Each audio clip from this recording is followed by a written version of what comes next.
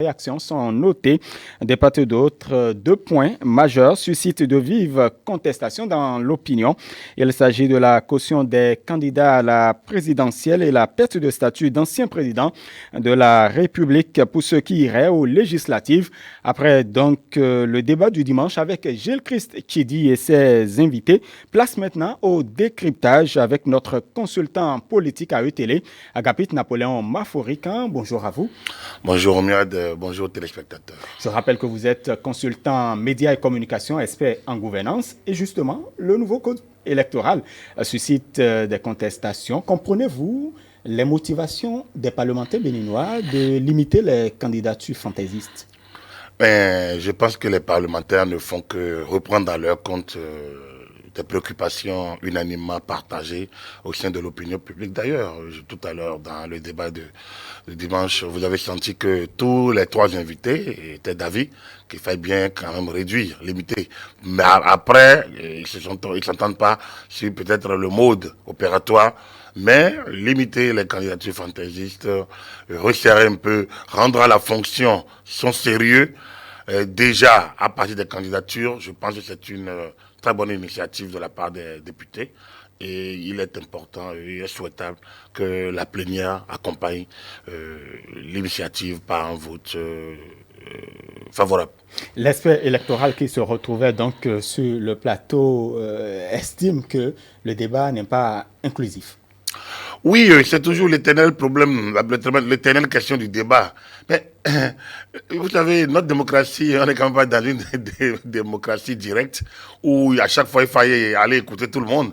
Moi, je suis toujours surpris quand j'entends on ne nous a pas consulté, on ne nous a pas, on n'a pas fait le débat. Mais le débat va se faire où? Si pour voter chaque loi, les députés doivent aller faire des débats, mais finalement ils perdront du temps. Ils sont élus pour légiférer. Faut que, si on revient dans la dynamique des institutions, le Parlement vote les lois. Et le Parlement est la représentation nationale. Et le mode de scrutin fait que tous les 4 ans, les populations sont appelées à envoyer des députés à l'Assemblée nationale. Et une fois arrivés à l'Assemblée nationale, ils représentent le peuple. Et la Constitution dit le député est l'élu de la nation tout entière. Ça veut dire qu'il parle au nom du peuple béninois. Donc, sur cette base, lui-même connaît les préoccupations. Il ira faire le débat auprès de qui? Le député sillonne les pays, et le pays écoute les populations, recueille les préoccupations, mais il ne faut pas aller recueillir les préoccupations individuelles.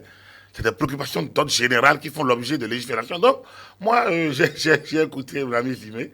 Je ne partage pas parce que c'est un peu... Ça se développe de plus en plus. On dit, on ne nous a pas associé l'Assemblée nationale à des groupes politiques qu'on appelle des groupes parlementaires qui représentent la configuration politique du pays au moment où l'élection se fait. Ils ont reçu mandat. Ils ont reçu mandat, et mandat ferme de parler au nom du peuple, de légiférer. Deux missions, voter les lois et contrôler l'action du gouvernement. À cette mission, ils n'ont pas allé demander encore l'avis de quelqu'un. La commission, lors de l'instruction des dossiers, peut faire appel à toute expertise, à tout groupe qui peut l'éclairer. Mais elle peut s'auto-suffire aussi. Elle peut se dire, je me suffis à moi-même. Nous, on peut instruire un dossier et le soumettre au Parlement. Et quand la plénière vote, c'est le peuple noir qui a voté. C'est comme ça le problème. Donc, on ne peut pas avoir une démocratie avec ces institutions et dire encore que non, les institutions-là doivent encore se donner d'autres missions. Il n'y a pas d'autres structures représentatives de la nation que l'Assemblée nationale en matière de législation, dont j'ai légiféré, et en matière de contrôle de l'action du gouvernement. Mais là, il ne s'agit pas d'une loi ordinaire, il s'agit d'une loi électorale. Ce n'est pas une loi organique, c'est une loi ordinaire. C'est une loi ordinaire. C'est une loi comme... On parle d'une loi électorale, source de potentiel conflit. Il n'y a pas de loi électorale, c'est une loi ordinaire. C'est une loi tout court. Et donc, dans le cadre, même les lois organiques ne sont soumises à aucune procédure d'aller consulter qui que ce soit. Je pense qu'il faudrait que chacun reste à sa place. On n'est pas député, on n'est pas député. Quand tu es député, tu as un mandat de 4 ans et tu parles au nom du peuple. Donc, au même moment, l'Assemblée nationale, avec sa minorité, peut empêcher le gouvernement ou la majorité d'aboutir à une fin, notamment de révision directe de la Constitution. Au même moment, l'Assemblée nationale, dans sa majorité, peut décider de donner telle orientation à l'action publique, à la vie publique, à l'animation de la vie publique, au système partisan, à l'élection, au mode d'organisation des élections.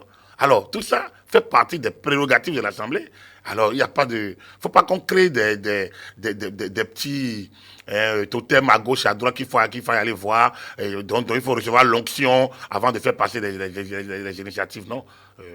Ce serait mettre de nouveaux schémas dans des schémas connus et clairs, et qui sont des schémas en place et dont tout le monde se satisfait. Plusieurs personnes ne veulent qu'on révise la Constitution.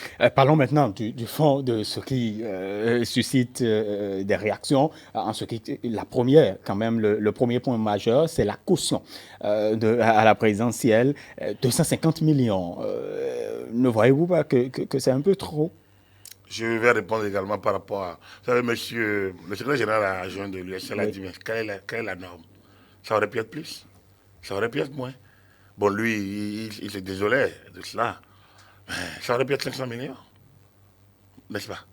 Ça aurait pu être 1 milliard. Tout à fait. Ça aurait pu être 100 millions aussi. Donc, ça peut être moins aussi. Comme aujourd'hui. Donc, je ne vois pas où est le problème. C'est une proposition. Si elle passe, elle passe. Si elle ne passe pas, ils ramèneront à une proportion. Mais la fonction présidentielle n'est pas n'importe laquelle.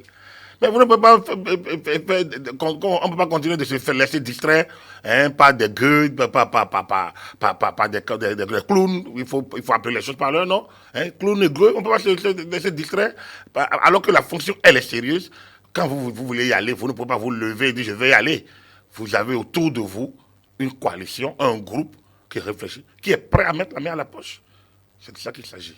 Et nous n'avons pas cette culture au Bénin, par exemple. On va l'avoir, on sera obligé de l'avoir. Il faut bien qu'on l'ait. Il faut bien qu'on ait cette culture parce que, vous savez, ce débat sur la caution n'est pas d'aujourd'hui. Je me rappelle, il y a 10 ans ou combien, 10 ans, ce débat était déjà d'actualité. On a pensé à mener cette caution à 150 millions. Et puis après, on a tourné, c'est 100 millions.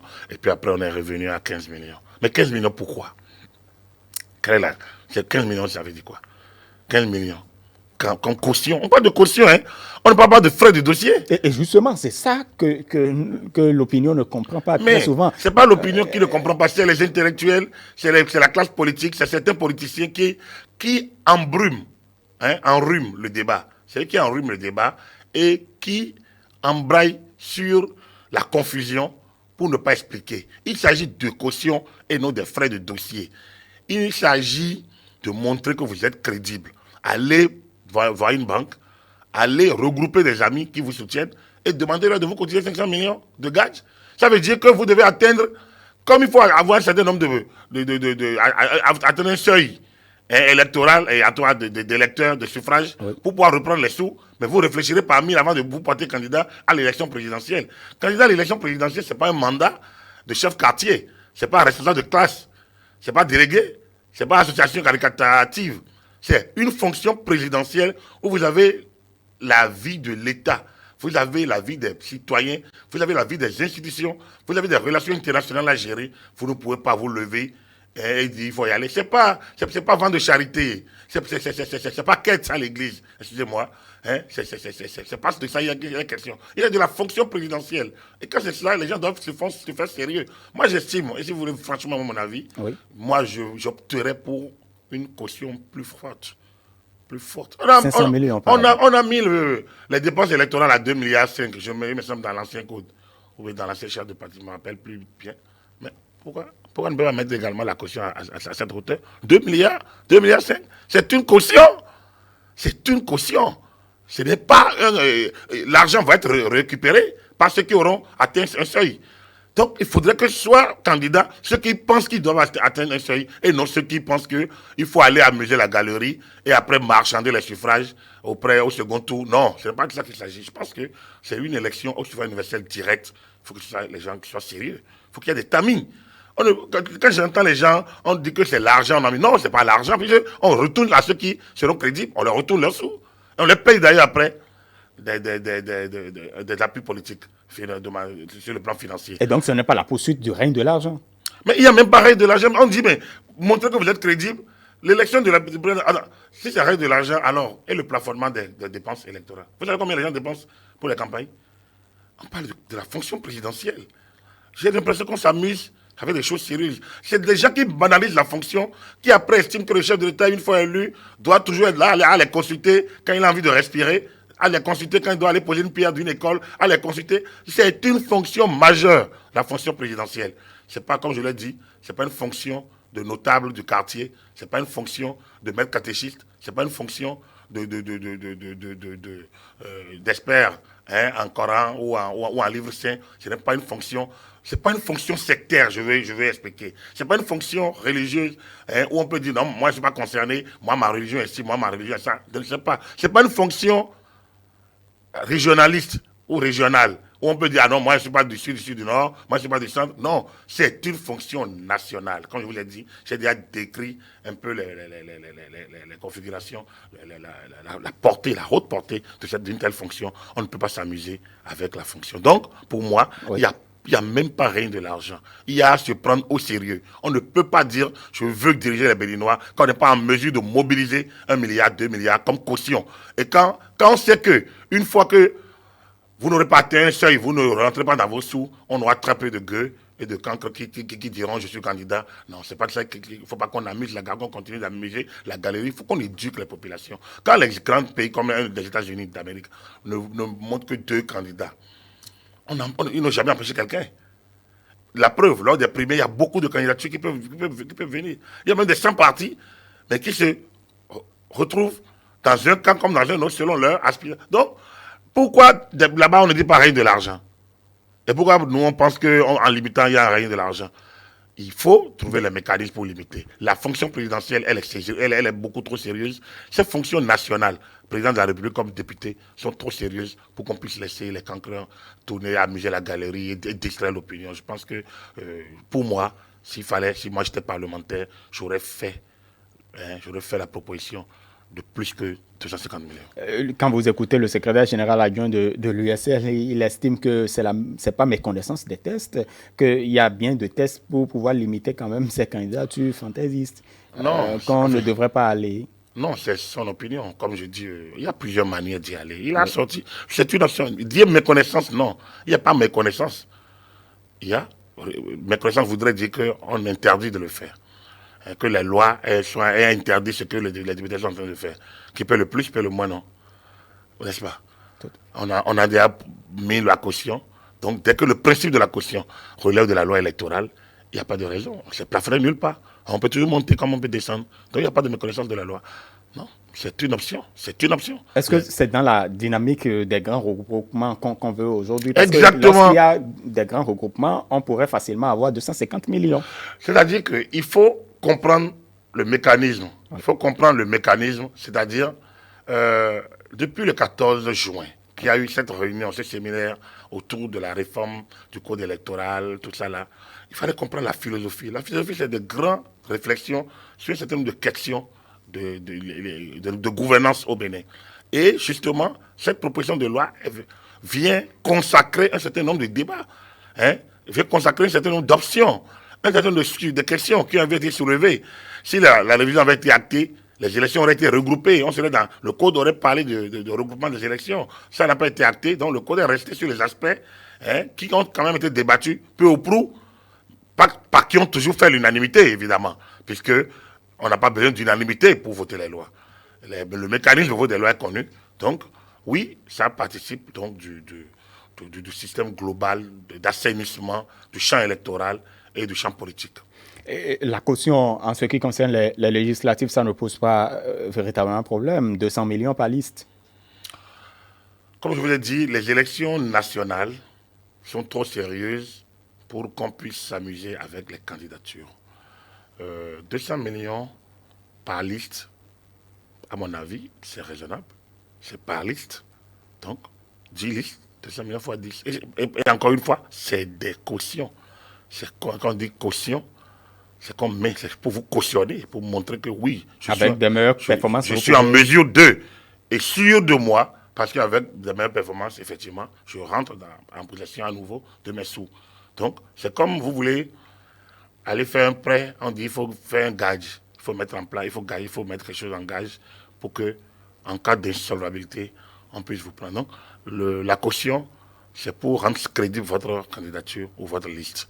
Là également, moi je trouve que ce soit président de la République, que ce soit à l'Assemblée nationale, donc député, la représentation nationale, je trouve que c'est tout à fait normal qu'il y ait ces gages sûrs d'une crédibilité de candidature, dont la caution. 250 millions, 500 millions, 200 millions, pour moi, ça n'a pas d'importance. Il faut hausser. Il faut hausser pour ne pas laisser les gens distraits. Vous voyez, les années où on doit courir après la pléthore sont terminées. Je me rappelle ce débat en 1991, on dit non, il faut faire attention, nous venons d'une dictature. Oui, d'accord. Mais 20 ans après, 30 ans après, faisons le point. Élection présidentielle, 10 millions, 11 millions de Béninois, 35 candidats, 42 candidats, quand même. Et les 2 tiers savent qui n'ont rien à apporter, qui n'ont même pas d'électorat. Et pourtant, on y va. Parce que bon, facilement, on peut aller, on peut avoir 10 millions ici, 10 millions là-bas, et on se porte candidat.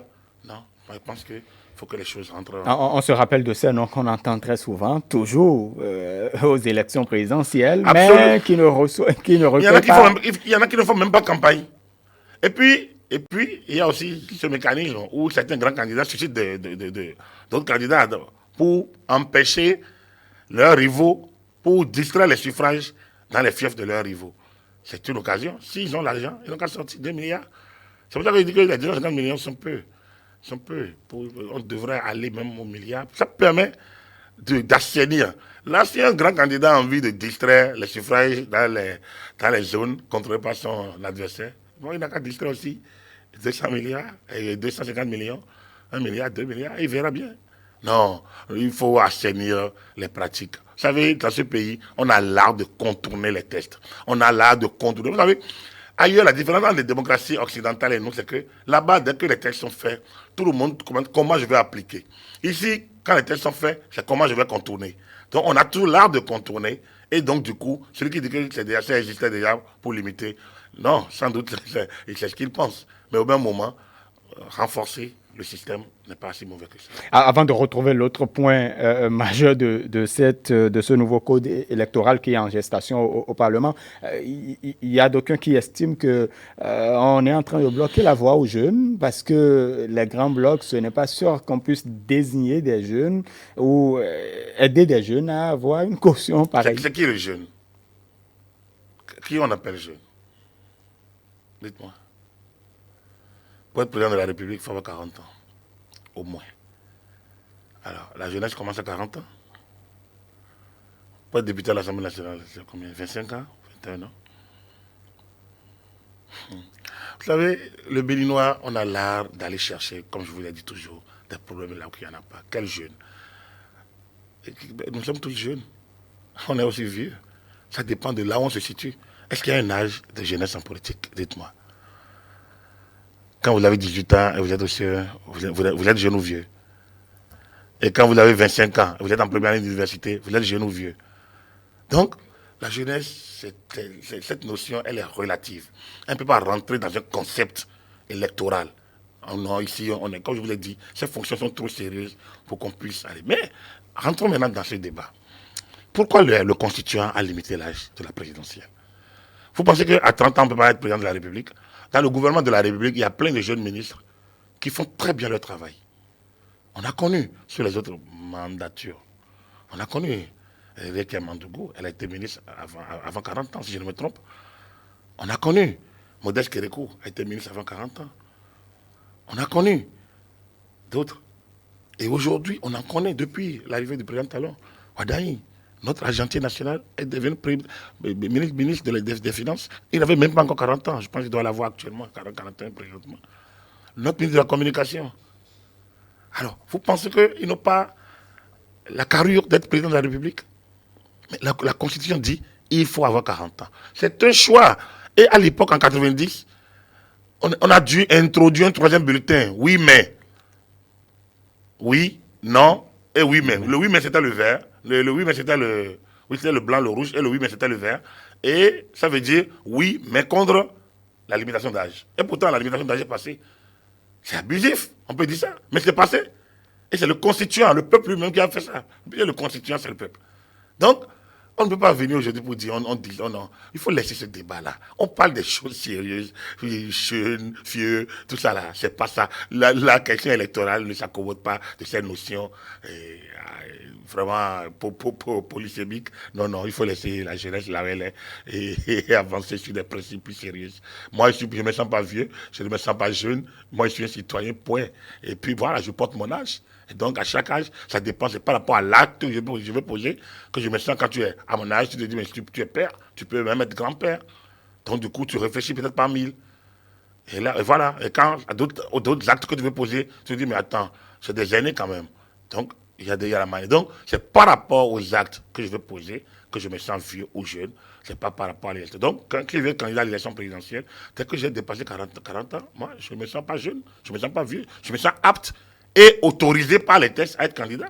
Mais si aujourd'hui, la loi venait, la Constitution venait à dire qu'il faut avoir 50 ans, je me sentirais à l'étape d'aujourd'hui exclu. Donc, vous voyez, c'est ça le problème. Qui est jeune, qui est vieux, voilà la question. Donc, moi, dans la question militante, dans le débat militant, moi, je n'aime pas les histoires. On a connu les mois des jeunes ou la relève de qualité. Tout ça, c'est des formules. C'est des formules. Hein, on peut se ragaillardir, on peut, comment on dit ça, les mots de ralliement. Ouais. Oui, on peut le faire. Mais dans le fond, il n'y a rien de... Regardez un peu les grandes démocraties que nous copions. Regardez, est-ce qu'il y a un mouvement de jeunes pour conquérir le pouvoir? Non. Dans un parti, il peut y avoir l'organisation de la jeunesse pour des questions liées à la jeunesse. Pas jeunesse électorale, mais jeunesse en tant que niveau d'âge, niveau d'expérience, en tant que projection dans la vie. Oui, il peut y avoir des questions comme ça. Des questions de femmes, des questions du genre. Voilà, on peut le faire. Au niveau de la jeunesse militante USL, on peut parler de ça. La jeunesse militante FCBE, on peut parler de ça. Mais en matière électorale, on est dans un autre schéma. Donc, il n'y a pas de... Je pense qu'il ne faut pas se distraire par ces questions. Très bien. L'autre point majeur, c'est la perte du statut d'ancien président. Non, pas réellement. On va parler de scrutin de la liste. C'est-à-dire que quand on a parlé de 15% au niveau national, on a parlé de caution. Tout à fait. Il faut bien qu'on évoque la question de la représentation nationale des listes. J'ai entendu... Oui, il y a des choses pertinentes dans ce qui a été dit tout à l'heure dans le débat. Effectivement, si nous restons dans la logique des 24 circonscriptions électorales d'aujourd'hui, ça pose un problème. Que Inks, par exemple, à Lalo et dans la 4e circonscription électorale, par exemple, hein, je pense qu'on est dans le département de la Liborie, en tout cas, dans la 4e circonscription électorale, par exemple, ou dans la 8e. Bon, la 8e, je pense que c'est la circonscription électorale qui regroupe Parakou, Tchaourou, Perere, et Niki, je ne sais pas, à droite, voilà. Il y a une liste qui gagne. Oui. Hein? Et on lui dit non, cette liste n'ayant pas les 15% au niveau national. Ça pose un problème, pas d'éthique comme je l'ai entendu, mais ça pose un problème de compréhension, de cohérence. Si on doit cumuler, si on doit aller, je pense qu'il faut aller à un scrutin. Il faut alors transformer la nation, l'État et le Bénin, le territoire, en une seule circonscription électorale. Et ça répond même à la logique du député élu de la nation, qui n'a pas de mandat impératif. Le Bénin comme circonscription, ça veut dire quoi? C'est que si le nombre de députés est resté à 83, c'est que les partis désignent 83 titulaires, 83 suppléants. Et ils font campagne sur tout le Bénin. Et après, on regarde, dès que l'élection est terminée, ont atteint le seuil attendu pour avoir des listes. Pour être qualifié à avoir des députés. Donc, s'il y a 10 candidats, 10 listes, et 2, et c'est quand on les a sortis qu'on peut faire le calcul. Maintenant, pour savoir combien, à combien de sièges. Là, on serait dans un scrutin plus cohérent, plus normal.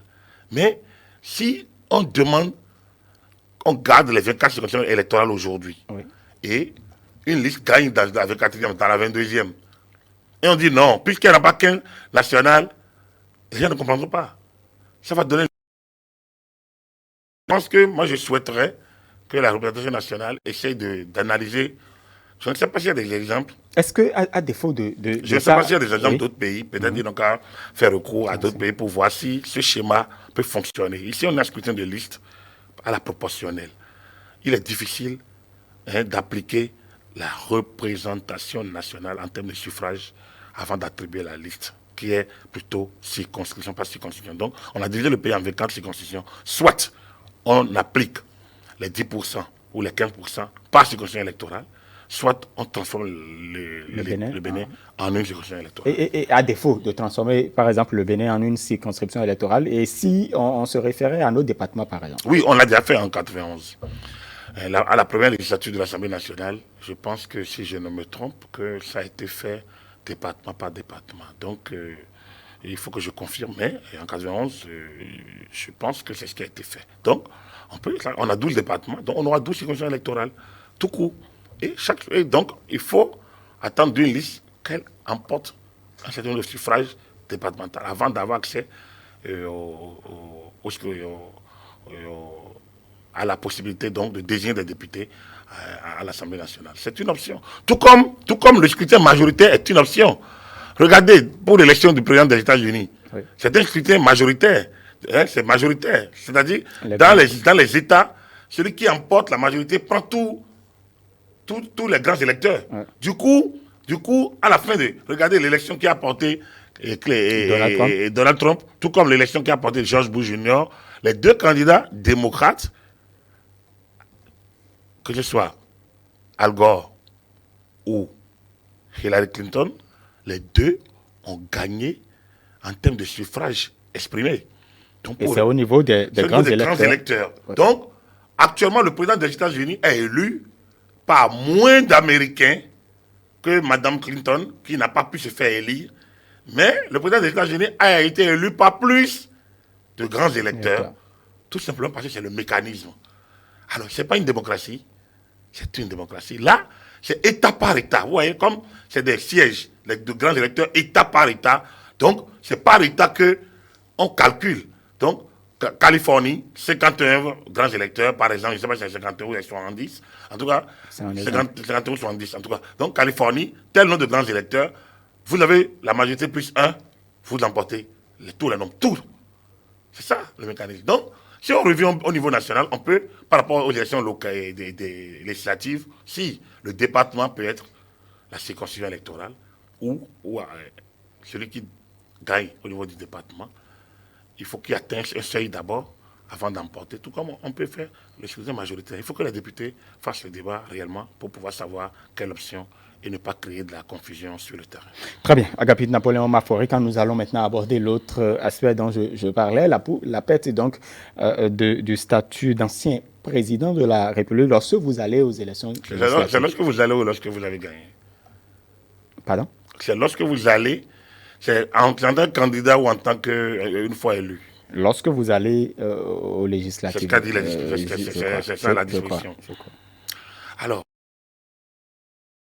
une option. La loi, on avait dit que tout militaire qui postule à une fonction politique doit pouvoir se démettre. Oui. Hein? Voilà, par exemple. On n'a pas dit qu'une fois qu'il est élu. Parce qu'il faut toujours... Quelle est la philosophie? À partir du moment où le militaire et le civil, est-ce qu'ils ne sont pas des citoyens à part entière? Nous sommes tous libres et égaux en droit et en devoir. Mais pourquoi le civil, lui, peut se porter candidat et le militaire, lui, doit d'abord avoir l'autorisation de sa hiérarchie ou alors démissionner du corps? Donc, à partir du moment où c'est possible, c'est une proposition qui est faite. Si elle est validée par la plénière, elle entrera en jeu, oui. Et on est en train de... Le débat semble être sur deux hommes. Oui, parce que c'est eux qui sont là aujourd'hui. Pourquoi pas? C'est eux qui sont là. Ça ne gêne pas? Non, pourquoi? Pourquoi ça va gêner? La loi en 90, quand on a voulu mettre la limitation d'âge à 70 ans au plus, ça visait aussi les hommes. Ne m'enterrez pas vivant, c'est ce qu'a dit le président Maga à l'époque. Il estimait que c'était contre lui. Le président Zinsou estimait que c'était contre lui. Le président Oumadegbe estimait que c'était contre lui. Tous ces anciens présidents de la République qui lorgnaient, qui ont envie d'être candidats, estimaient que le président Soglo, par le Premier ministre, s'est bataillé, ferraillé pour introduire la limitation d'âge dans la nouvelle constitution. Ce n'est pas une option fondamentale de la conférence nationale. La conférence nationale n'a jamais parlé de la limitation d'âge. Jamais. À peine ça a été évoqué par peut-être la commission constitutionnelle, mais jamais validé par la plénière. Donc, mais une fois la constituante mise en place, le président Soglo qui avait les règles du pouvoir, qui avait quand même les clés en main, a pu faire passer certaines de ces idées. Le régime présidentiel, la limitation d'âge. Et certains anciens estimaient que c'était contre eux. Alors, oui, chaque fois quand une loi arrive, on touche sur que c'est contre quelqu'un. Mais la loi dispose pour l'avenir. Donc, il n'est pas dit que dans 5 ans, on n'aura que 2. Il n'est pas dit que dans 10 ans. La loi n'est pas là pour 2 ans. C'est une loi de la République. Elle est votée ad vitam, normalement. Donc, après ce moment-là, moi, je ne vois pas en quoi quelque chose gêne. Mais je ne vois pas en quoi non plus. Il y a un mal à ce que les gens se sentent concernés. Jusque-là, c'est le jeu des acteurs, il n'y a pas de souci. Mais l'Assemblée nationale décide. Décide parce qu'elle a mandat à décider. Et si elle décide, ça entre en vigueur. Et voilà, c'est comme ça. Tant que ce n'est pas contre la Constitution. Donc, quand tout le système de contrôle est terminé, la loi sera appliquée comme loi d'État. Moi, je ne vois pas où est le problème. C'est normal que les deux se sont concernés. Parce qu'ils sont là aujourd'hui. Dans 20 ans, ils ne seront plus là. Donc, ils ne sont plus seuls, je veux dire, que Dieu fasse qu'ils soient toujours là avec nous aussi longtemps qu'ils peuvent. Mais dans 20 ans, ils ne seront plus seuls. Et ils ne seront pas que ces deux-là. Donc voilà, donc c'est pour vous dire que pour moi, il est normal que les débats se fassent, que des gens se sont concernés. Il n'y a pas de mal à ça. Mais il est normal que l'Assemblée se légifère dans des options qu'elle juge utiles à chaque étape qu'elle en prend l'initiative telle que la Constitution lui en a donné les prérogatives. Un ancien président de la République qui, après la plus haute fonction de l'État, se sent libre, en fait disponible à pouvoir être député. Libre quoi, lui? Oui, libre quoi, lui? C'est normal, non? Vous savez, d'où vient l'idée de donner un statut aux anciens présidents de la République? C'est parce qu'ils ont assumé une haute fonction. Et qu'on estime que quand tu as atteint ce niveau-là, tu n'es plus à l'aise. Imaginez un commis, un fonctionnaire de l'État, je veux dire, un cadre, en début de sa carrière, ou bien au milieu de sa carrière, qui devient président de la République. On n'en a encore jamais eu. Mais imaginez qui en est. Et il finit 10 ans après ou 5 ans après. Il va retourner dans son administration, s'il veut. Mais la loi a taillé un statut pour les anciens présidents de la République. En disant, ils doivent continuer à vivre décemment, avec respect.